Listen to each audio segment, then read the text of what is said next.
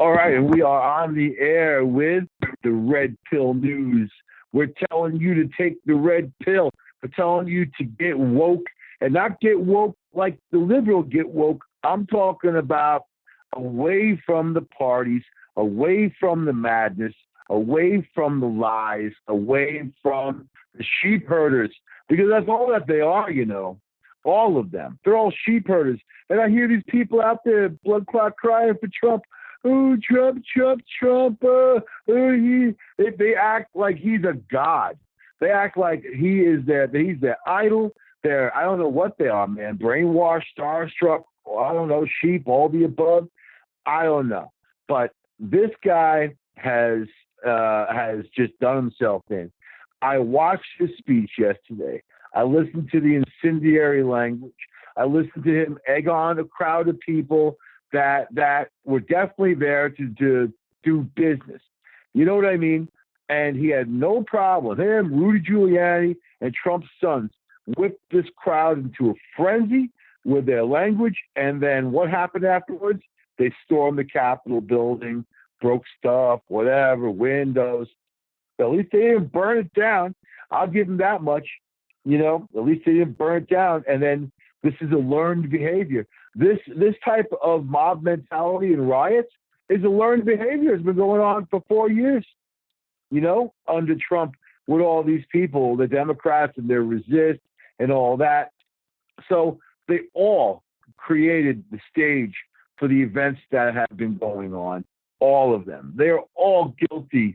They're guilty of, you know, hurting people, number one. Look at all the people, 4 people died yesterday.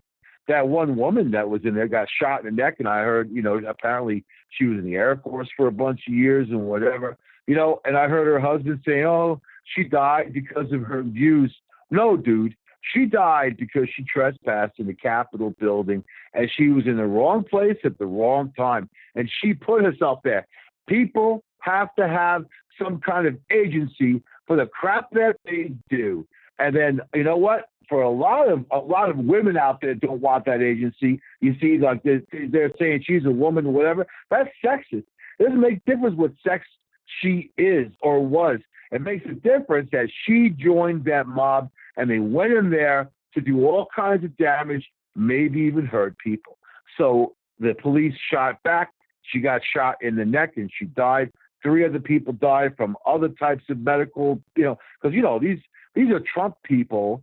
They're not like the most athletic people in the world. I'm not running people down. I'm just saying that, you know, in Hillary Clinton's basket of deplorables, a lot of those people are kind of like, you know, sitting on the couch drinking beer type people.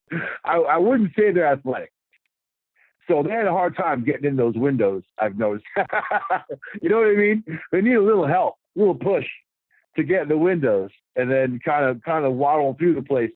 You know, but it's just the worst type of people, the lowest brow that you can find, and Trump used it to his advantage.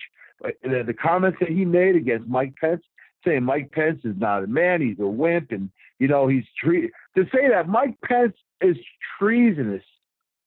This guy stood by Trump for 4 years through all of this crapola, all the crapola that he put out there. Mike Pence was a good servant. You know, an obedient dog is what he is. He's an obedient dog.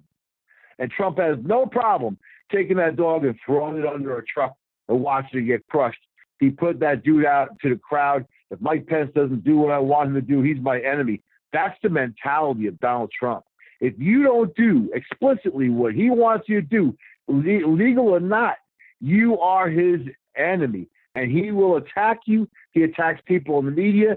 The governor of Georgia kissed his ass for a long time. Kissed his ass for such a long time. And then what happened? He yesterday said that, you know, your governor of Georgia is the dumbest man I've ever seen or whatever.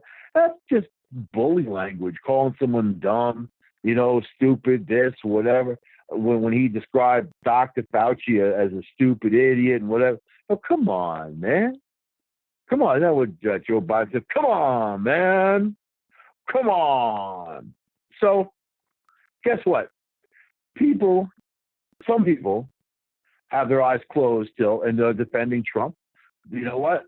Those people, that's their problem. I'm not going to even approach that issue. I have lifelong friends that are in that head right now, some of them, and also some family members that are like that. People that I regard as intelligent, even, and they're talking like that. One of them, anyway, and they're talking like that. And then just making excuses for this Donald Trump. So I'm going to break it down like this on the Red Pill News. Donald Trump doesn't care about you or me or the person next to you or nothing. Nancy Pelosi doesn't care about you or me, the person next. Mitch McConnell, all of them. None of them care about you. If you think Donald Trump cares about you, you are lost and deluded. If you think Nancy Pelosi or any of these cutthroat politicians care about anything but money and power, you don't understand politics or the machine. And the machine's not equal. The machine doesn't preach equality. The machine has a problem with being broken. But Trump is mad he's lost. And I said to Joe Montaldo, we did a special election show on Tuesday for the Georgia election. Of course, the Georgia election, the Democrats had a clean sweep. You can give the credit to Donald Trump. And guess what? He wanted it like that. He wanted the Democrats to win those Senate seats because he wants to punish the GOP. That's the way this guy is. He acts like a jilted femme. You know what I mean? Like a lot of his tactics and a lot of his crap shaming language and all the stuff that he does is very reminiscent of that type of behavior. But that's how he does his business. He cuts people into pieces. He's 100% narcissist. He's a toxic narcissist.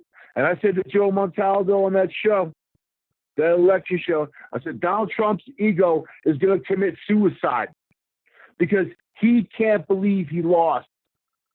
He can't believe it. So what did he do? He says he won. He said that the election was a fraud, that it was stolen. So that crowd outside who was whipped up into a frenzy when Giuliani's saying, you got to, it's turned combative and we have to face against them. And he's preaching violence. Then Trump gets up there saying, the election was stolen from us. A good narcissist knows how to include other people in their narcissism and have a gang. They want the gang to go after you. He destroyed us. He stole the election. They stole the election from us. They defrauded us. He's not talking about us, the United States. He's talking about himself, and whatever crazy thing in his brain. So, of course, the psychic Baba Vanya, long time ago, Polish woman, struck by lightning when she was a kid, I think around 13, went blind, but then had these psychic abilities. And she had, about 85% right when she predicted things, right? But she predicted, and she died a long time ago, many decades ago, she predicted that the 45th president of the United States was going to face an unbelievable challenge in his final year. She said his sickness was going to overtake the country, and then he was going to lose the election, lose his mind completely, and he wasn't going to recover. Wow. Talk about accurate, Baba Vanya. I think you're right on the money with that one, because this is what we're seeing. So now, the people that were talking about Trump for 2024, they're not. The Republican Party, they want nothing to do with him. This guy, basically, so the Democrats, of course, always step it up. It's an insurrection and whatever. They didn't care about rioting for 4 years. They didn't care about rioting the entire summer. When people's neighborhoods were burned down, not the fancy Capitol building where no one lives or does even business, and the stuff that these legislators do in there is more criminal than what the people even did walking through the damn window. But I'll tell you, they didn't care. And it's funny, the groups, right? Because you get the Trump people are like, well, we get mad, we don't riot and whatever. Well, too late. There you go. You did riot. I like the people on there saying it was Antifa. It wasn't Trump people. No, the people they found, even with that woman that was dead, had a Make America Great hat on. She was very passionate about Trump and his whole bullcrap thing, right? He brainwashed people. He took people of lower mentality and lower intelligence and got a hold of them, appealed to them in the lowest part of their human bone in their body, the lowest part that likes to divide, the divide and conquer, the violence.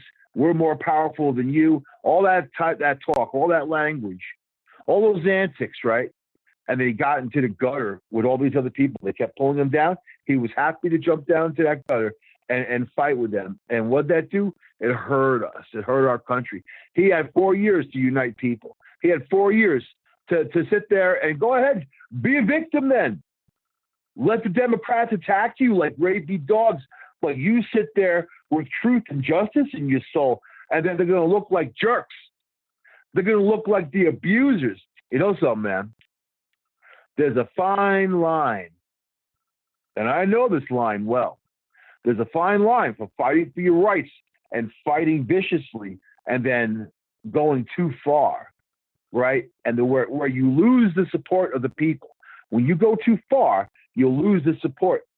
I know people that were staunch critics of Trump, and they're just saying, you see, I told you so. He's exactly that kind of guy. I knew he was going to do that. That's Trump. Well, there you go. He proved their point, didn't he? He proved their point. And I had to defend this guy in the past because of his policy and the way the Democrats, in fact, the Democrats sunk to such new lows and such an abuse of power, it pushed a lot of people onto Trump's in his arena, right? But then they didn't understand either on how they should have played it with him. You know, you have these groups of people who think they're the smartest people on the planet. They're not smart. They're shrewd. That doesn't mean they're smart. It means they're cutthroats. It means they're manipulative. It means that they know how to strike at you. They know how to get dirt on you. They know how to push your buttons. And they know how to provoke, right? And I knew it was going to happen because I saw the craziness in Trump's eyes quite a while ago. And he's just let loose like he let loose. And then at that, it wasn't a rally that he was at yesterday. It was like a dictator speech. He sounded like a dictator. Like he forgot what country this is and what we stand for, you know? So the very fact that, and then of course, you know, you have other people saying, oh, the rhinos aren't backing him. How dare they? Rhinos are kind of a nasty term for Republicans, a Republican in name only. You might consider Mitt Romney to be a rhino, right? People like that. Me, I'll never be part of any organization that won't have me, number one. Number one. I'll never patron a business that won't let me in, number two. All right? But these people are the worst people on the planet. They're the worst character. I judge you by your character. I don't care your stupid words. You attack me with words, call me names. Good. You can't take that back, but I know something about you. That's useless, you know. And, you know, even a couple of my friends started going off in that direction, man. And I had to put a stop to it. Guys I grew up with, you know. You just don't understand. Or your mind is poisoned by the liberal media. That's what they said. I don't watch the liberal media. I haven't. You think that after 4 years, my mind is all of a sudden going to get poisoned by liberal media? And these guys don't listen to the show. They should, because then they'll know what I say about Trump. If you guys listen to the show, you know I'm not his fan. I think the guys are horrible. Probably the worst people I've ever seen in my life. Probably, you know. And he's definitely off the wall. He has no friends, honestly. He has people he buys and sells. The people around him, there's no loyalty. He buys them. They're for sale. They're sycophants.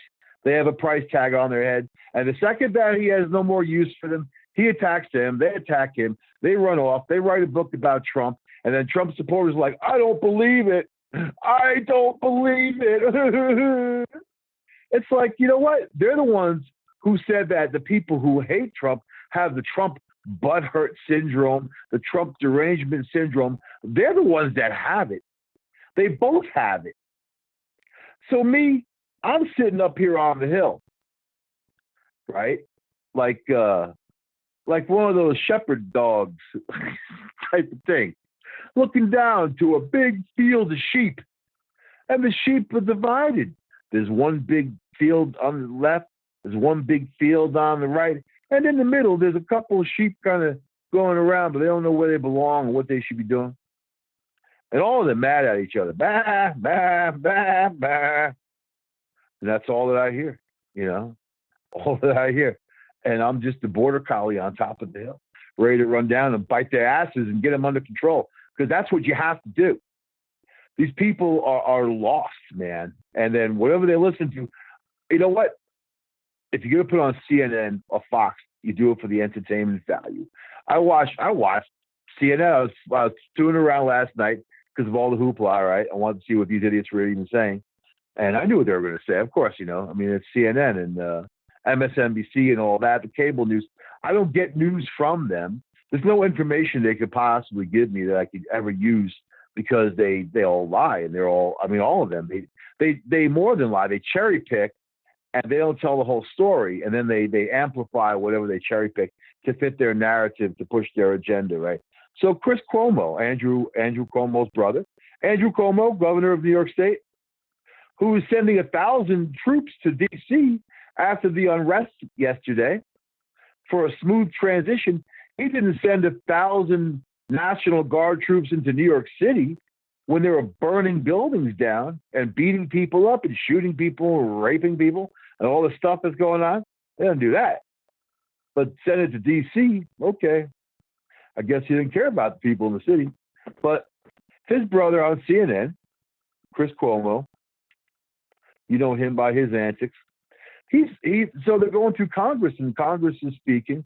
They're going through the articles of putting Biden and Kamala Harris in office, right? Certifying everything or whatever. And then Chris Cuomo fades away. He's like, oh, they're back, but he's like, you shouldn't even be listening. He's like, you shouldn't even be listening to this type of stuff. You don't need to hear these things.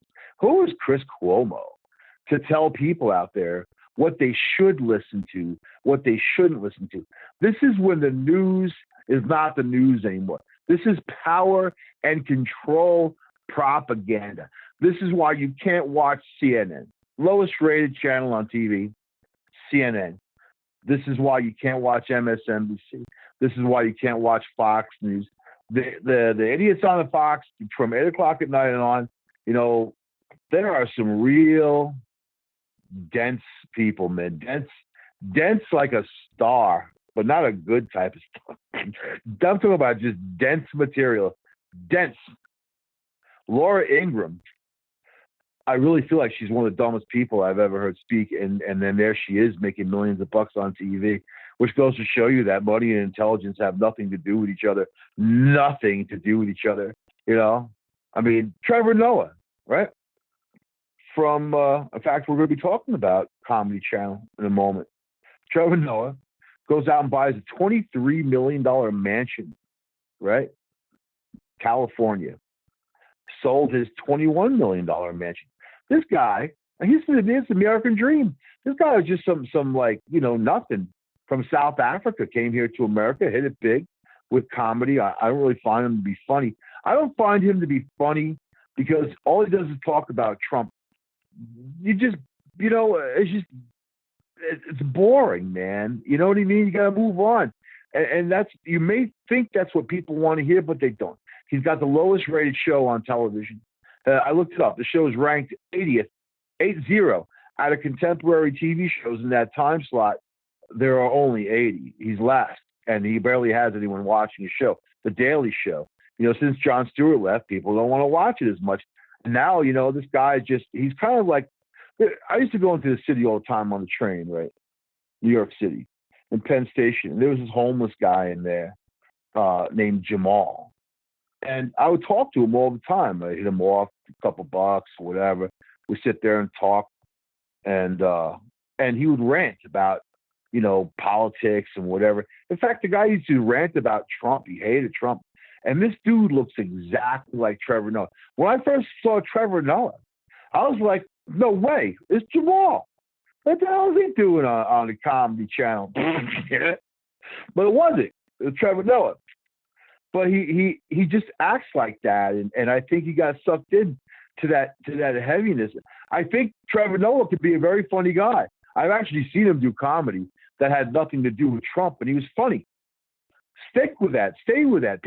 Trevor, people need to laugh. If not now, more than ever. Come on, man. Now, more than ever. People need to have a laugh. Trump isn't funny anymore. There's nothing funny about him. He's disgusting. He's horrible. So leave it alone. Go another direction. There's plenty to make fun of. You want to make fun of politicians? You have a whole bunch. So look at Biden. Oh, God. You make fun of him all day. But it goes only so far before it goes too far, and then it's not funny anymore. And when it's not funny anymore, it becomes some kind of bizarre rant instead of a comedy act, right? So I'm a comedian. I'm about to get back on stage. Clubs are opening up slowly but surely, And when you're up there, let me tell you, man, you don't know who's in your audience, but people are coming to see you. They may not be coming to see you if you're starting off with something. I mean, if you build a name, they're going to come to see you, but they're coming to see a comedian to laugh. They're coming to have a good time. So part of you and your job is to take them into a different world, or make fun of things that aren't funny, or go into a different direction where they can just have a laugh in their daily life. They can think back to that comedian they saw on stage and just laugh about something that you said. There are people that had contacted me that were like, you made my holiday. This one guy was, I don't know, and it was just one sentence, right? One sentence. And it was about Christmas. It was several years ago, of course, before the virus and all that. And I was kind of like mocking the Santa Claus at the mall, right? And what Santa stands for. But I was having a good time with it. And I was like, yeah, Santa Claus at the mall. They got them for kids.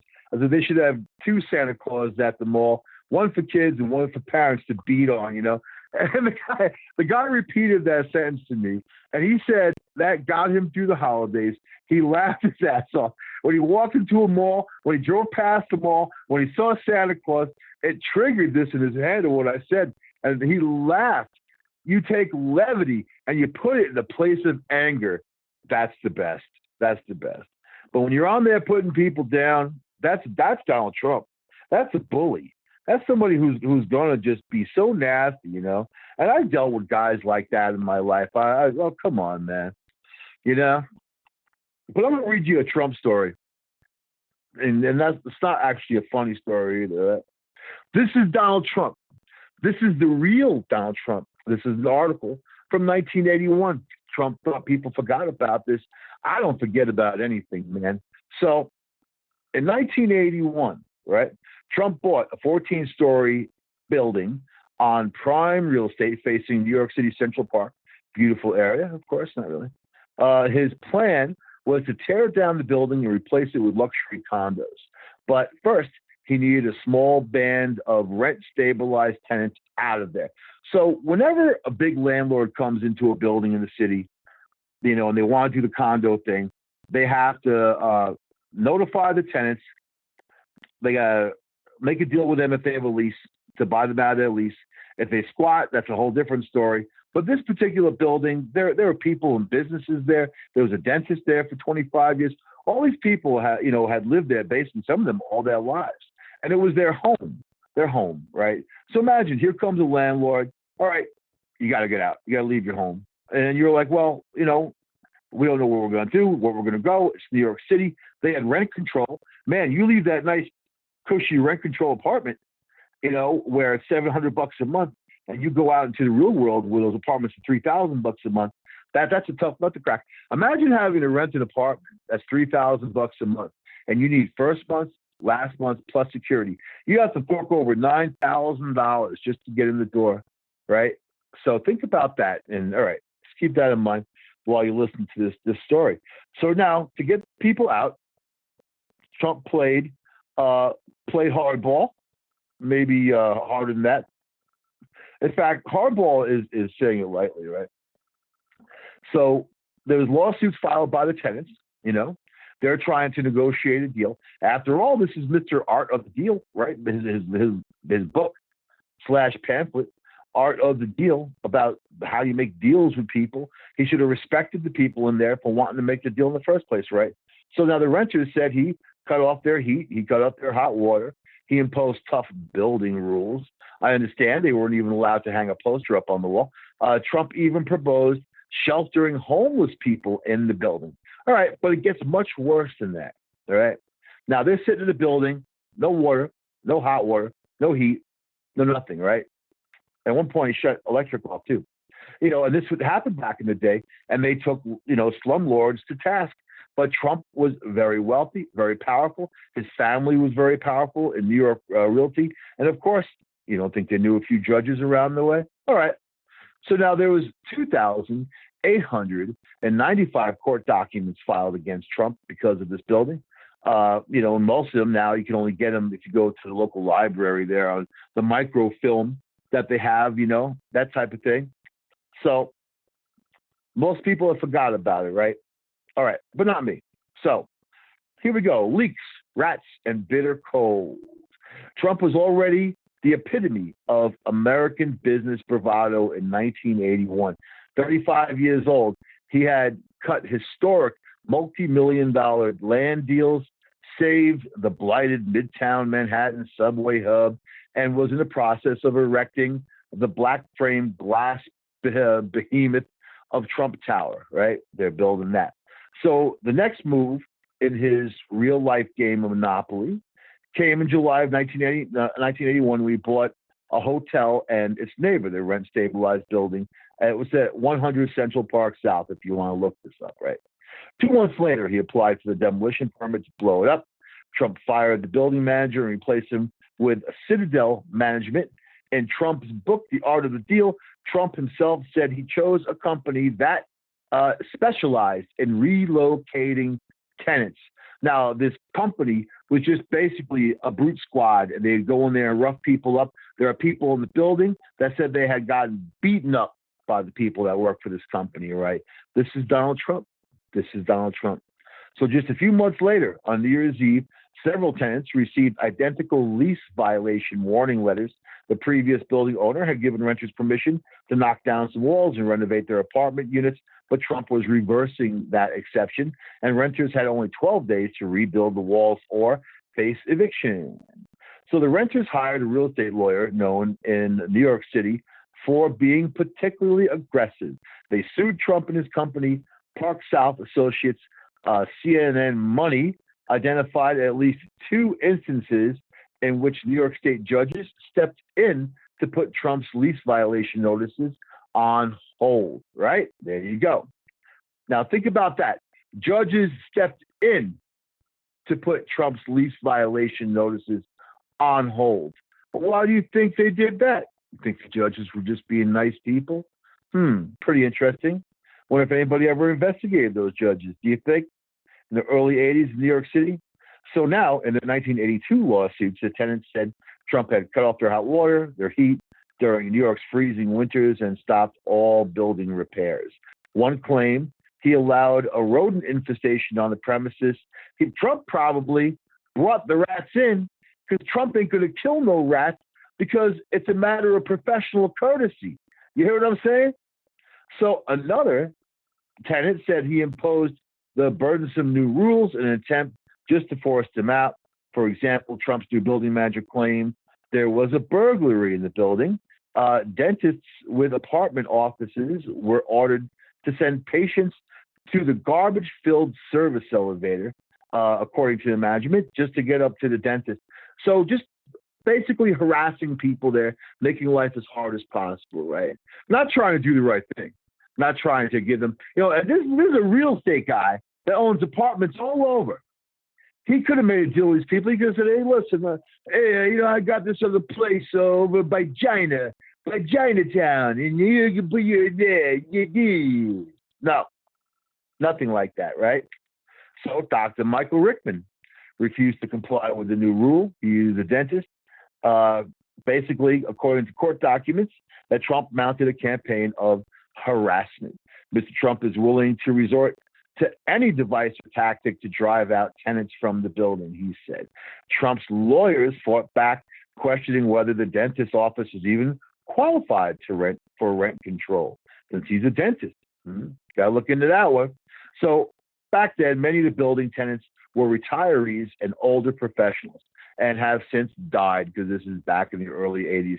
All that remains of their tale is the detailed sworn affidavits and court testimony, right? So one time Trump sued a tenant for not paying rent, even though the guy, Anderson Clipper, actually did pay. New York City Judge J. Stewart Dankberg eventually blasted Trump for the spurious and unnecessary lawsuit, according to the Times. The judge dismissed the lawsuit. He said Trump was trying to harass Clipper and force the developer to refund 5% of Clipper's rent. But of course, his Clipper had to get a lawyer, right? And had to jump through all the fire hoops and worry about all this stuff. This is Trump's everyday business, doing this to people. So to most landlords, right, happiness is having tenants who pay the rent every month without any kind of problems, any kind of litigation, anything like that. However, Trump is apparently searching for double happiness, right? Because he just wanted to buy the building, kick them out, and then make it into condos. So Clipper died back in the day. This actually was past October. And his 72-year-old estranged wife, Nancy Clipper, didn't live with him at the Trump-controlled apartment building, but she remembers all he endured with Trump as his landlord, and the lawsuits and the refusal to fix things and the rodents and all that. So it was a really horrible experience. She recently told CNN Money he was insensitive, rude, just a generally nasty man. I would never have considered him presidential. Now that's where I'm at. He never had the distinguished class of being the first citizen of the United States, And I don't like Trump personally, and I've always maintained that. And this is the kind of guy he is. He would treat people however he wanted, especially, rules or not, obviously, because he spends his time in court. If you look at what he does, he's all about courts and lawyers, right? All right.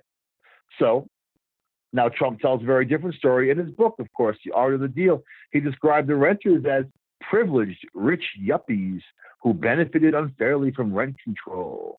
The rent Trump collected barely covered expenses. That's why he installed the cheaper light bulbs and cut back. He wrote, you see, that's his defense, right? They're yuppies. They're rich yuppies, and they're rent control. It's unfair. He pivots people against one another.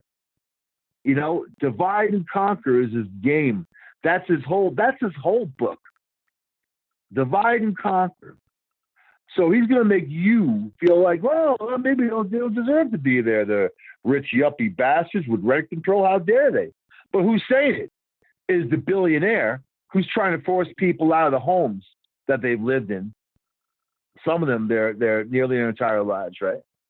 Or their entire adult lives. So here we go. Was what Trump wrote. If there's one thing I've learned about the rich, it's that they have a very low threshold for even the mildest discomfort. So there you go. He doesn't care. So what's he saying? That poor people can really handle shutting off their electric and their lights, because he's done that to them too. He bought the whole Manhattan skyline in Harlem. It's all one Trump city, a big long line of Trump buildings. You know how he did that? Because he did the same thing here they did there. But those were poor black people who couldn't afford lawyers. And he pulled the same thing on them. He sent homeless people to poop in the hallway, pee in the hallway. They were selling drugs in these buildings. They would leave them, break the locks, take the locks off so people can just walk in. Oh, yeah. Nice, huh? All right. So what do you think so far about this guy, Donald Trump? What do you think? he was your landlord and he pulled this stuff on you, sending homeless people into your hallway, right? So here we go. A 10-month water pipe leak in apartment 14B got so nasty that two brothers who grew up there saw brown and white mushrooms sprouting from their bedroom carpet. That's nice. He said it felt like we were under attack, right?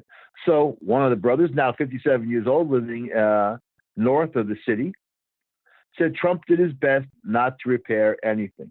But then it got much more dirty. As if you think it couldn't get any dirtier, right? So Trump put out newspaper advertisements in 1982 and 1983 offering to shelter homeless people in the apartment building. So now he's using homeless people. He's punishing the people in the building. If they say anything, he'll say, but look, I'm trying to help the homeless people and putting them in the building so they have a place to live, right? Because that's what kind of guy he is. You get it? You see a pattern here? So the move was obviously seen by the tenants as a ruthless attempt to drive them out.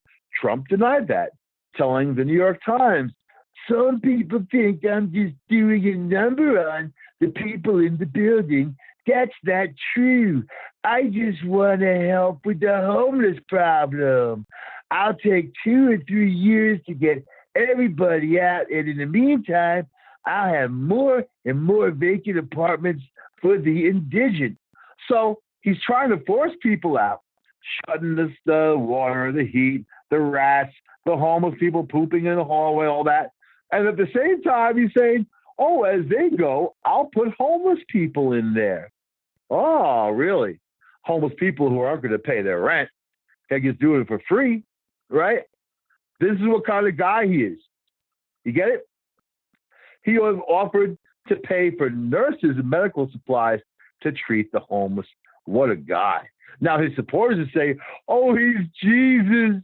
Look, he cares. He cares so much. He's a great man. He cares about homeless, those horrible rich yuppies that have lived in their homes for all that time. How dare they? Nice. All right. But a top official told Human Resources Administration, the deputy administrator, Robert Traub, that Trump's offer didn't seem appropriate. How's that? Didn't seem appropriate. So there was alleged spying too. Trump's building manager told Ramirez, the superintendent, to superintendent to monitor the personal habits of the tenants and keep a list of the tenants' activities. Right. So he's got his little guy watching everything they do. Right. Who knows? Maybe even inside. Maybe when they leave their apartment, maybe he even goes inside. So Ramirez resisted. He didn't want to do it. Didn't want to help Trump. Right? Like little Lindsey Graham or something. I don't want to do it. I just grew a conscience in the past 10 minutes. I don't want to do it. So Ramirez said, sir, I have too many things on my conscience at this late stage in life, and I do not need any more headaches. I am here to do my job and to do repairs on the building. Ramirez recalled telling the building management representative. So the manager replied, what are you, a born-again Christian? Ah, what are you, a Jesus freak? Trying to help people, you sick bastard.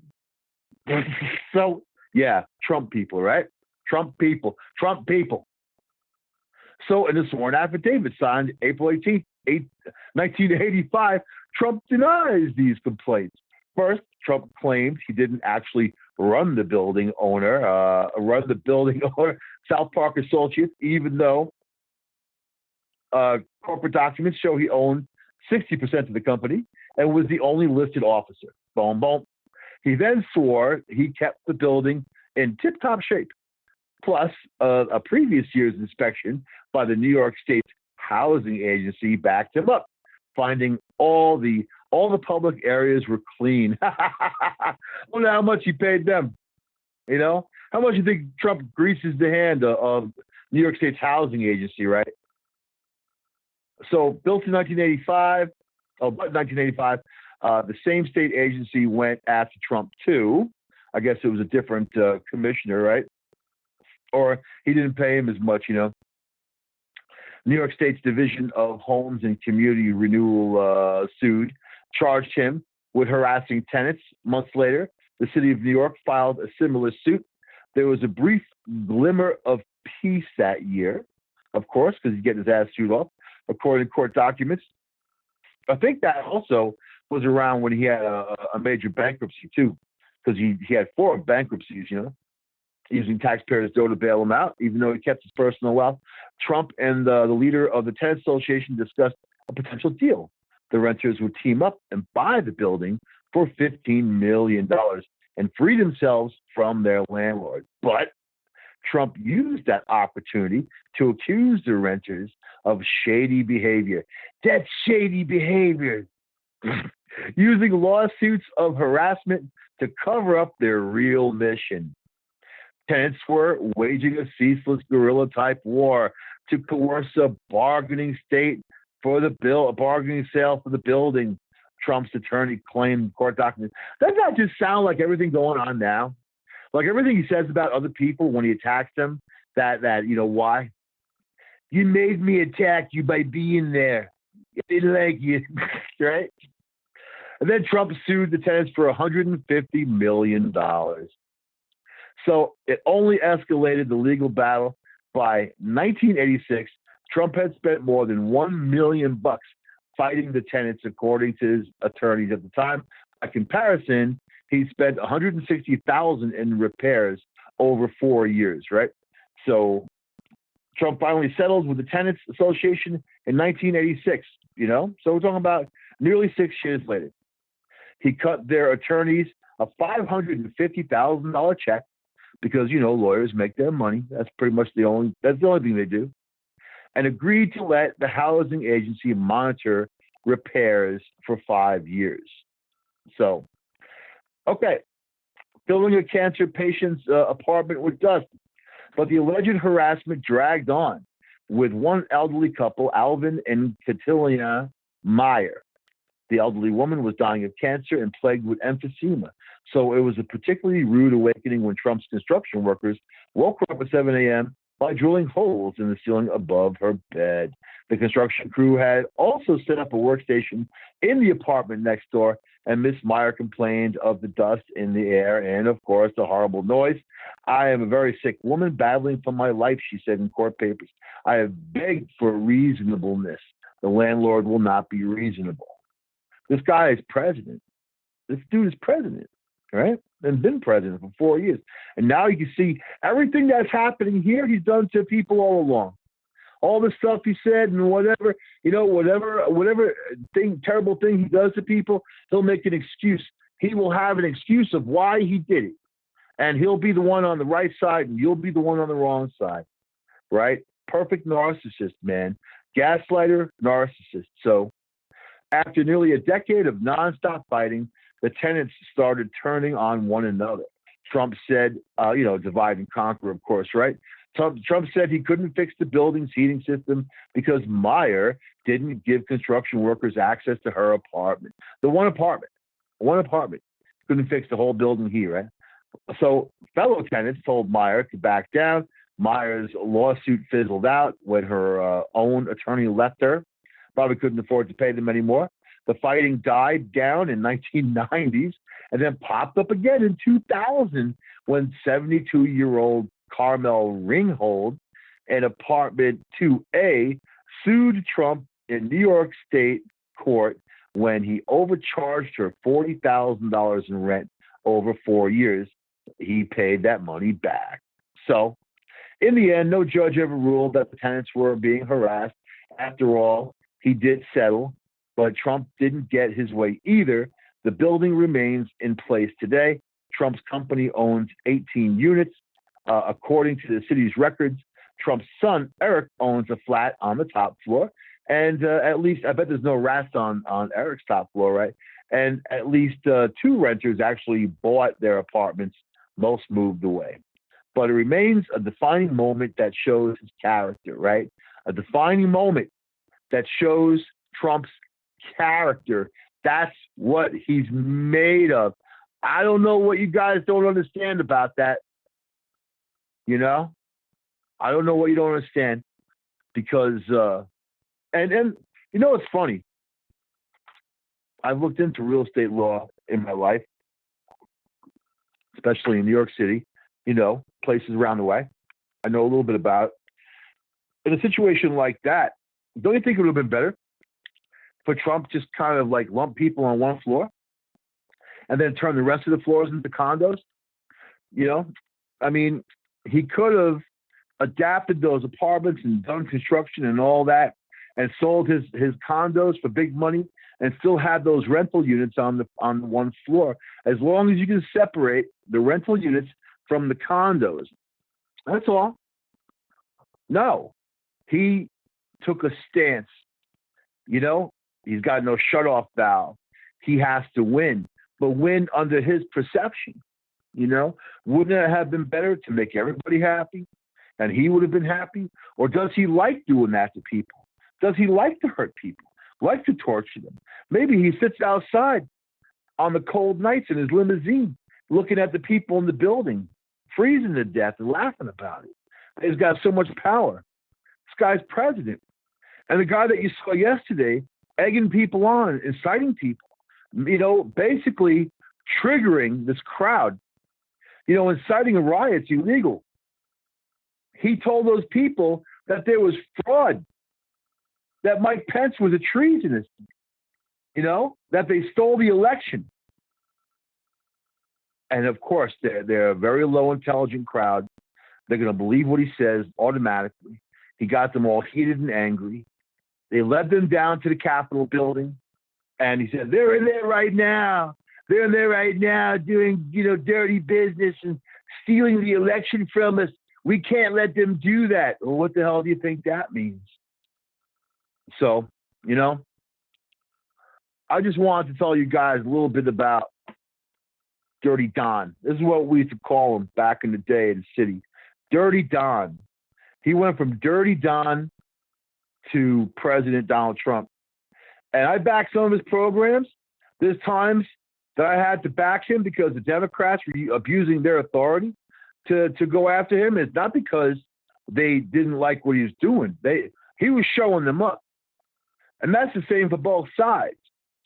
You know, if the Democrats, I mean, look what Obama did over the years. Terrible things, right? They never called him out on it. They never did anything about it. He destroyed our country, ran the military into the ground. You know, so I think that these are the people that you need to open your eyes to in life. And, you know, I'll tell you about daily life. It's about survival. It's about living. And if you don't have love and kindness in your heart, you're part of the problem, not part of the solution. There are too many powerful people out there with no love and no kindness. Trump has no love and no kindness in his heart. Not for his wife, she's bought and paid for. If you think that woman would be with him if he was Trump the carpenter, you're sadly mistaken. You know? And same thing for the rest of everybody around him. His daughters, he's got some weird stuff going on with his daughters. You know? His sons are just little miniature versions of him. Not even worse. You know, little ass-kissing puppets. Little sycophants, you know? And these are the worst possible people on the planet. Worst possible people, right? But yet, because of money and power, they're in control. So you keep that in mind. Always remember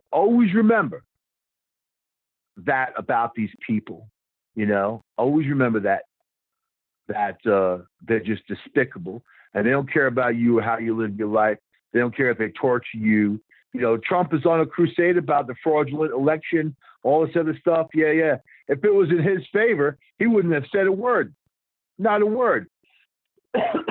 But basically, you're going to tell me, this is what I said to my friend Chris when he got on his high horse about this Trump, how they stole the election and whatever. I said, so you're going to tell me that the Democratic Party stole the election, defrauded the American people, defrauded Trump, took the election from him right under his nose while he was president of the United States of America with a Senate that was Republican. If the Democrats are that good, they deserve to be it, because that's exactly the entire system, is who cuts each other's throat first. But if you think the Democrats are looking out for you, they're not. If you think that they could buy you off of, Biden, if you put the people in Georgia, you'll get your $2,000 checks. Well, it's like buying someone's vote, isn't it? But Trump too, in the final hour, people need $2,000, not $600. What? You didn't have months to think about that? You thought about that in the final hour? He didn't care about that. Just like that apartment, he pitted people against each other. He doesn't care if you get your $2,000. He doesn't care if you get $2. He's going to use you and use your emotions and use that anger for his own bidding, like a dictator does. So I'll end the show there. Michael Angley here on the Red Pill News. Take the red pill, and you'll see clearly all of this stuff, man. All of it right there in front of your face. And you're going to get mad. You're going to get into that red pill rage. You're going to realize how the system was crafted and why it's there. But then you're going to be able to get to a higher place, exist in your own zone, man. And all this other stuff will just be background noise to your life. That's the best place to be, right? But life is about survival. So you take care of yourself, be true to yourself, be true to your family, be true to your loved ones, your pets, whatever. Everybody around you, you give them that love. They give you that love back, right? Don't give you loyalty to psychopaths or dictators. I will see you guys next week on the Red Pill News on United Public Radio Network, UPRNTalkRadio.com, 107.5 New Orleans, 104.7 in Pass Christian, and all over the world. I'll see you guys next week.